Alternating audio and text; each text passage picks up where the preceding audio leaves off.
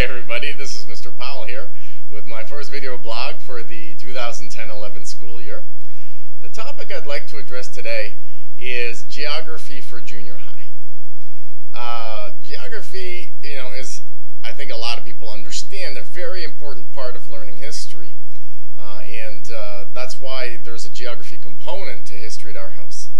But parents of junior high students, have told me that it can be difficult to motivate their students to do the geography work that I suggest, which is, admittedly, geography work that was designed primarily for elementary grade students.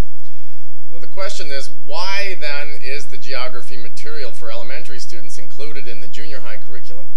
And how can we motivate our junior high students to do that material if it indeed is necessary for them to do so? So let's talk a little bit about this.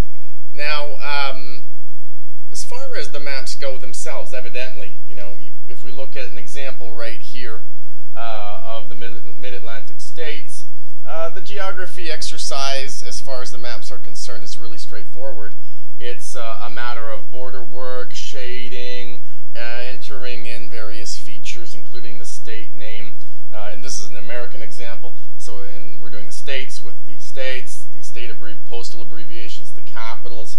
If it were an international map, for instance, like this one from European history, we're talking about, again, the same type of work, but in this case, of course, countries and their capitals, and of course, bodies of water and rivers and such that are important. Well, for older students, that can be kind of tedious work. And they're not always very responsive to that, and there can be various reasons. Unfortunately, a lot of older students haven't developed the handwriting skills and don't really aren't really comfortable doing that kind of work for that reason. Regardless, I think it's important for junior high students to do this work.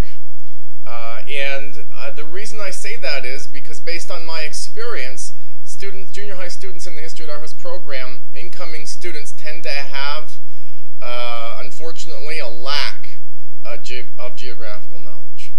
And to make up for that, they absolutely have to study this material that I'm suggesting. Now, why? How do you make the case to a junior high student that it's important? Well, it's actually fairly simple and fairly straightforward to do. What students need to understand is that when they don't understand the geography component of historical stories, it's very easy, it makes it that much easier for them to tune out and to fail to stay in focus when I tell the story. Let me give you an example. Let's take the Battle of Hastings, which is a really important event that we cover, of course, in European history, also in the prep for American history. The Battle of Hastings.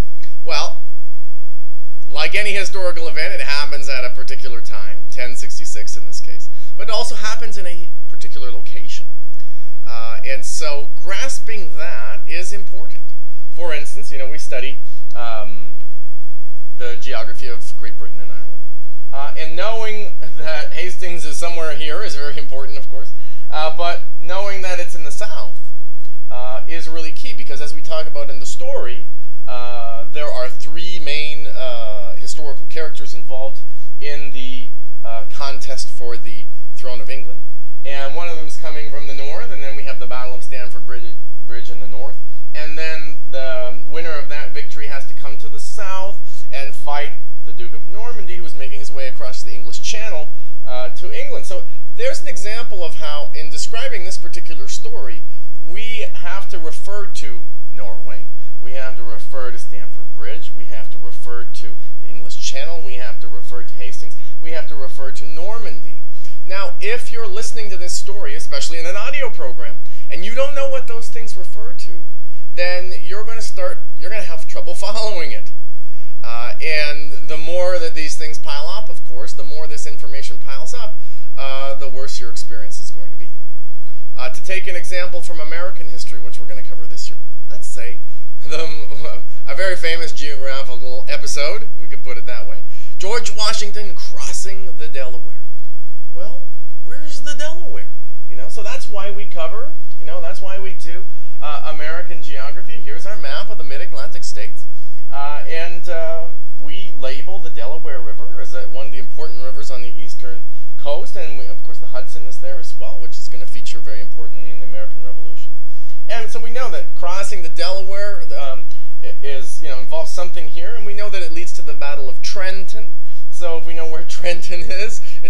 Jersey. Now we have a good geographical grasp of the event, and we can place it within its geographical as well as historical context.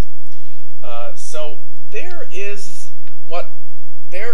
kind of in a concrete sort of a way the argument for studying geography. You need to know geographical place names in order to be able to grasp history. Now that said, do these particular maps, do the History at Our House maps that I provide, whether they are the international maps like this one or the state maps that we do, of course, in American geography, are those necessarily the best way to teach junior high students geography? I will grant that it's possible that it's not the case.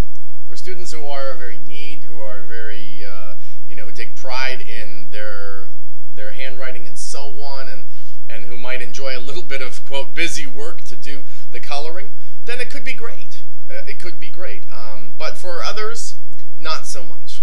So then, what do? Well, you have to, at the very least, find a replacement, find an alternative method of teaching this geographical material. One of the methods you might do is if, all the work involved in this coloring and so on is too tedious, don't even have your students color it.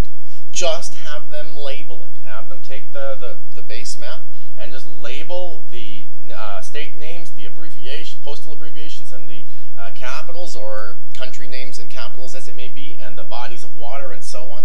Just have them label it. That could be one thing. You could do it as a research project. Instead of using the map key that I produce, you could use an atlas and have them find the information. You could also perhaps increase their interest in the project by having them use an atlas and fill in other kinds of things that interest them. So, for instance, you could have them fill in the location of national parks. You could have them fill in the location of the tallest peak in a particular place. You could have them fill in the locations of big cities and so on. So you can try to tap into their interests about America or the world, as the case may be, to get them more interested in filling in features. But the essence here is just how important the activity is, that it really is indispensable. So you have to find some way to do this. If it's not the History at Our House maps, that's totally fine, but you really have to find a method. And I would like to stress also, just to bring things to a close here, that I really think the students should do the tests, regardless of whether they do the mapping work. The tests come about every month or so, every couple months, and so that at least tests whether or not they know the material, even if they're not doing the mapping work. And that is absolutely crucial. So I recommend doing the tests at the very least, or finding, again, an alternative testing method, because this information is really foundational to all the history work that they have to be able to do. Okay, so thanks for listening, and if you have thoughts or questions about this, please raise them with the Yahoo group. The History at Our House Yahoo group is groups.yahoo.com/historyoutaourhouse. So if you're not already signed up for that, please sign up, and you can let people know how you're doing the geography, and share your success stories or even your frustrations and get some advice. I know there's a lot of parents online who are doing the same thing you're doing and probably have the same issues you do, so we can all benefit from sharing the information. So anyway, thank you, and I look forward to continuing this video blog series over the course of the remainder of the school year. Have a good, I guess it's a weekend right now, but anyway, have a good weekend, everybody, and if it's your weekend, or have a good day. This is Mr. Powell signing off for today.